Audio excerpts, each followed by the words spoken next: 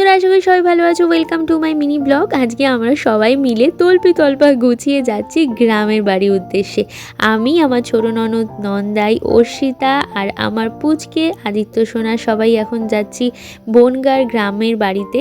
মোটামুটি 3.5 ঘন্টার রাস্তা ছিল। প্রথমে ট্রেন, তারপরে টোটো, তারপরে বাস, তারপরে আবার টোটো, সব কিছু মিলিয়ে রাত 9:30টার সময় পৌঁছেছিলাম। মা এক গাদা রান্না করে রেখেছিল, খাওয়া দাওয়া করে ঘুমিয়ে পড়েছি। সকালবেলা ঘুম থেকে উঠে নিম ডাল দিয়ে দাঁত মেজেছি, তারপরে লেবুর জল খেয়ে এই পুচকে সোনাগুলোর সাথে খেলা করছিলাম।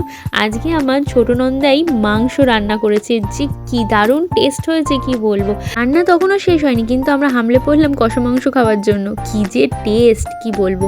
এইদিকে আমার শ্বশুরমশাই গ্রামের যে আমাদের কলা গাছগুলো আছে সেই কলাগুলো ভালো করে পেড়ে এখানে বস্তায় ভর্তি করছে।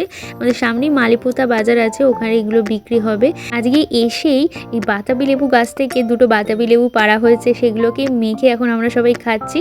বিকেলের দিকে পুচকেগুলোকে নিয়ে আমাদের আদিত্য সোনার সাথে বেরিয়েছিলাম একটু। দেখো আকাশটা কি সুন্দর লাগছে। আর এরা আমাকে একটা ফুল গাছ দেখালো, মানে একটা গাছে ফুল হয়েছে সেটা দেখালো। আমি প্রথমবার দেখলাম। তোমরা যদি জেনে থাকো আমাকে জানিও। আজ এখানেই আসলাম, আবার পরে দেখা হবে। টাটা।